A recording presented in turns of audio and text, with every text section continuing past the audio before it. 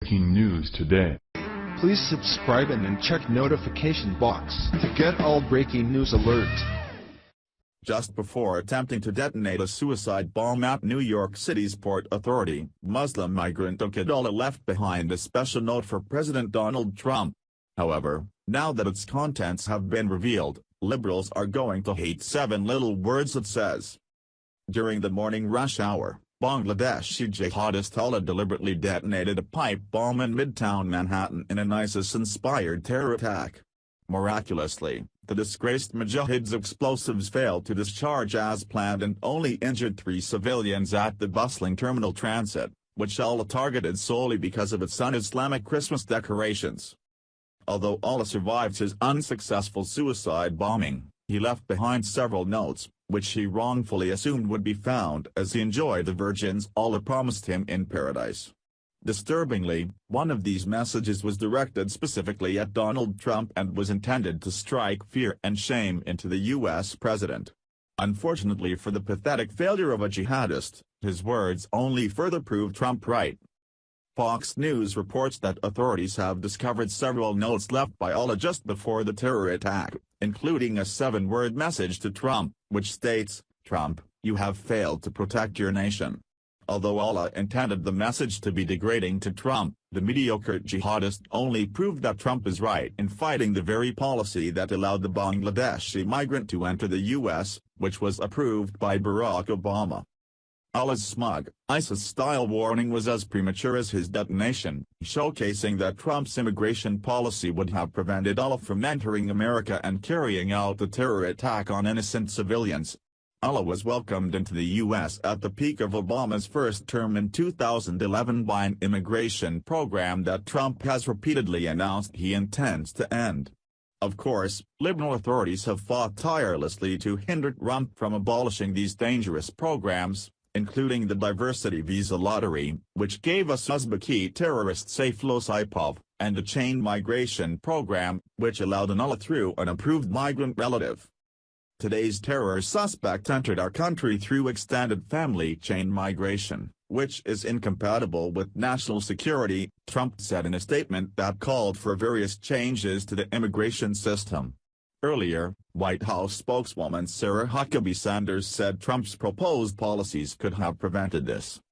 Ullah also left several other messages for authorities to find in the wake of his failed Islamic martyrdom, including a note in his passport that states, "Oh, America, die in rage," and admitting to the police, "I did it for the Islamic State."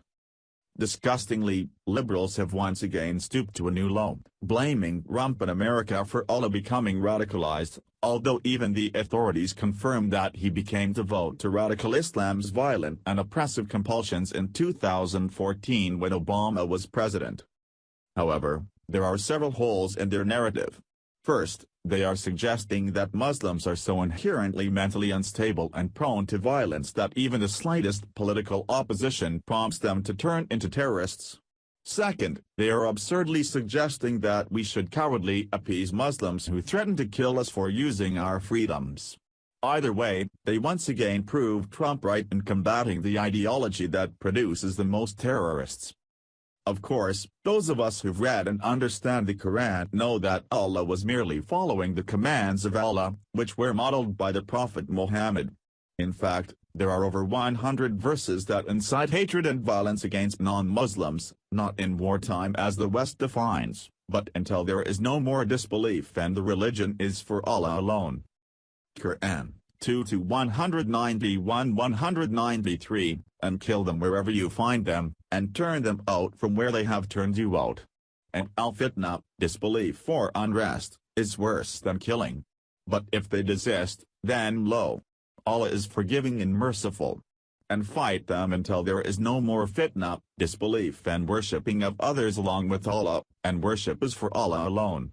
But if they cease, let there be no transgression except against Muslim and the polytheists, and wrongdoers, etc. Quran 4:74, let those fight in the way of Allah who sell the life of this world for the other. Whoso fighteth in the way of Allah, be he slain or be he victorious, on him we shall bestow a vast reward. Quran 8:12, remember, When your Lord inspired the angels, I will cast terror into the hearts of those who disbelieve. Therefore strike off their heads and strike off every fingertip of them. According to the Quran, Muslims are at war with non-Muslims until they have eradicated every other religion and unbelievers submit to Islamic law. As such, those innocent New Yorkers hurrying off to their jobs, the Christian and Jewish children attending elementary school, and even the sympathizing liberal atheists who despise Trump and defend Muslims are combatants in a 1,400-year-old war commanded by Allah, whether they know it or even recognize it. Besides, the Quran explicitly forbids Muslims from taking non-Muslims as friends or allies and warns that those who do will go to hell. Islam has declared an unending war with us, which is being accomplished through mass migration, which Islam commands for the spread of the religion. It is not only right for Trump to secure our borders but vital to our freedoms, values, and mere existence. Share the story and leave a comment by clicking one of the buttons below. Follow us on Facebook at Mad World News.